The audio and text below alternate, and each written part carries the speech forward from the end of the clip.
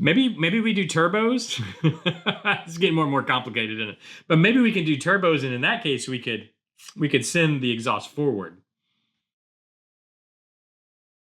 Welcome back to the workbench, where we try to make things. And what we're continuing to try to make today is Revell's Ford FD-100 pickup. It was a Foose design truck, and we're doing it a little different. We're building a chassis that is going to be on airbags. So the original kit is basically on a 4-link, and then regular suspension just dropped.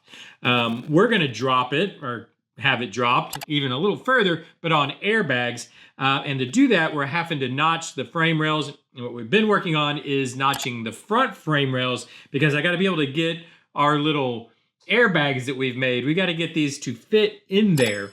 So we needed the room, we needed the space, and they're going to actually kind of fit right in here. Hopefully, I might have to. Actually, now that I'm looking at it, I might have to kind of cut some of this back. We've still got. Well, let me show you where we're at. I guess let's back up just a second.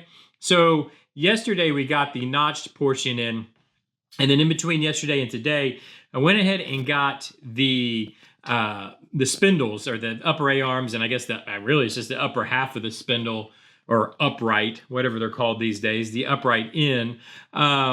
Basically that it was left on the original frame rail, and I was able to sandwich them in between. By the way, if you ever want to get caught up on this build, if you don't know what I'm talking about, I'm going to go back and catch up. There's always a playlist down in the description. You can get caught up. Basically, I was using, I guess what I'm calling our frame table, and I had some jigs here, and this was all screwed and clamped down, so that we can make sure that our uprights were in line and all that kind of stuff. But I now have it off the frame table. I did actually also start, if you guys can see, I started kind of boxing in the notches that we built, because basically it was just two pieces sandwiching, sandwiching what was left of the frame rails. And so then we have, obviously, let me see, I can show you, we have the gaps that go through there, so these need to be capped off. So I started doing that also, and then that'll get us our full structure, because then we're probably going to have to move some stuff around. So I still have to be able to get the airbag to fit in here, which is going to sit right about, so I need to trim, as you can see, I need to trim these little nubs off. That is what actually used to hold this cross member on like this. So we're going to have to kind of bump that out, I guess, or come up with a different way to make that happen now that I think about it. Kind of making this up as I go. By the way, I meant to mention this yesterday. I have no idea what I'm doing. I've never done this. So kind of making it up as I go, as you can probably tell. We did get the back done, I think, pretty successfully. The front's a little more complicated, right? You got more moving parts. So we've got to still get this cross member tied into this front end section. Whoop, let's flip it around the correct way. And what I might do, because it's going to be right down here, and I'll have to get it back in position where it goes, which is going to be, I don't even know if you guys can see what I'm doing. It's going to be right in here, but we can't have that stuff in the way, because that's where our airbags are basically going to sit, is right there. And I'll probably add a bar in up top, and maybe on the bottom where our strut, because this is going to be an all-in-one strut and airbag, where our struts will actually connect to the A-arms, but it needs to sit basically all the way up to the frame rail. So I got to get that out of the way. But then, so the question is then, how do we tie in this lower piece part? So we probably need to build up here to capture. Yeah, probably what we'll do. You know what I'll do? The easiest way to do this, I could probably just go straight across here, and then that'll capture the A-arm and the cross member, I think. Just go straight out. Does that make sense? So go from here. Let me make sure you guys can see what I'm talking about. Let me grab a screwdriver. If I just build straight from here, but I got to have room for the bag to sit right here. And this is the bag completely collapsed. I might have to see how this would actually be done in the real world. Because see, what happens is that, see how this cross member is landing right on our bag. So that can't happen, because the bag has to live right here, which will live a little lower because that tab's going to get removed. And this is going to sit somewhere basically about right. Actually, you know what? We did not change these back rails. So it's going to sit, we just cut. So it's going to sit about right there. Let me make sure that's going to work for us. I mean, I'm pretty sure it is. Yeah, because it'll fit like that even with the bag sitting on that tab.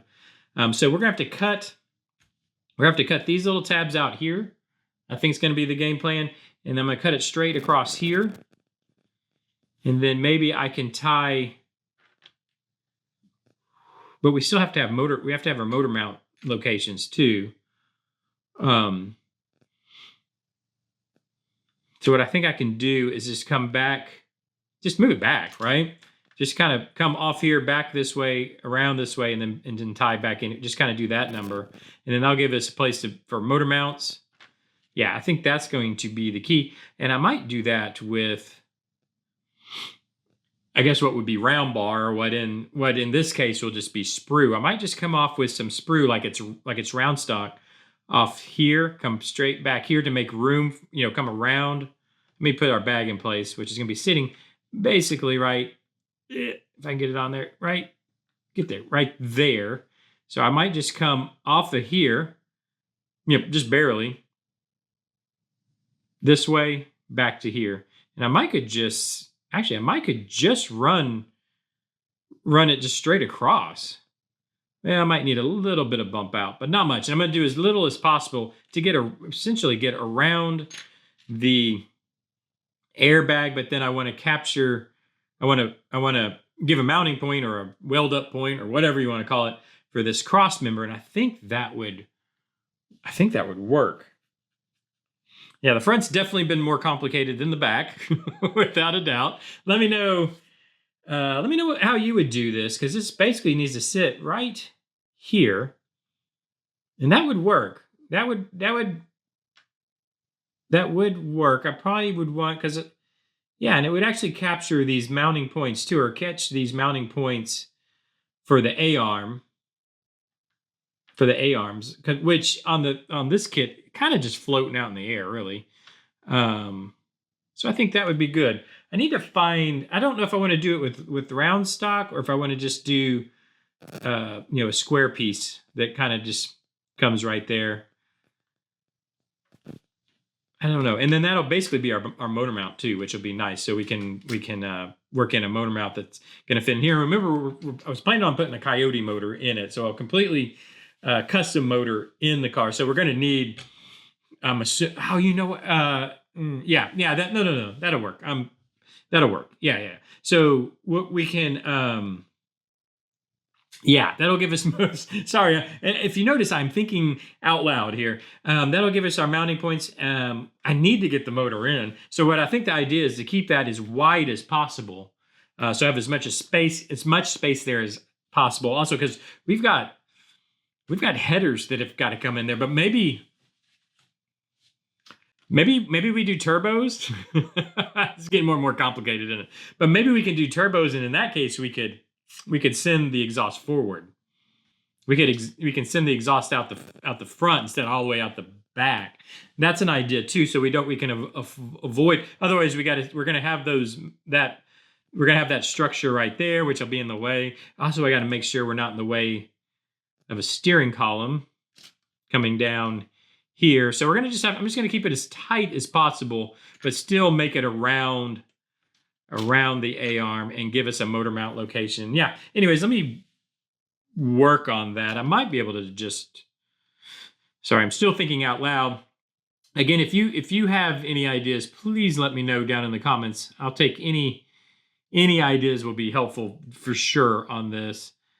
I might just, I'll try doing it that way. I think that's probably the game plan. If something changes, obviously you'll find out tomorrow, because I'm going to try to get this actually finished up today for boxing it all in, cleaning this all up. It needs a lot of cleanup yet. Everything appears to be in line. I put straight edges on everything, and it looks like this is going to be pretty close to where we want them to be, as far as in line with the rear axle. Everything looks pretty good as far as that goes.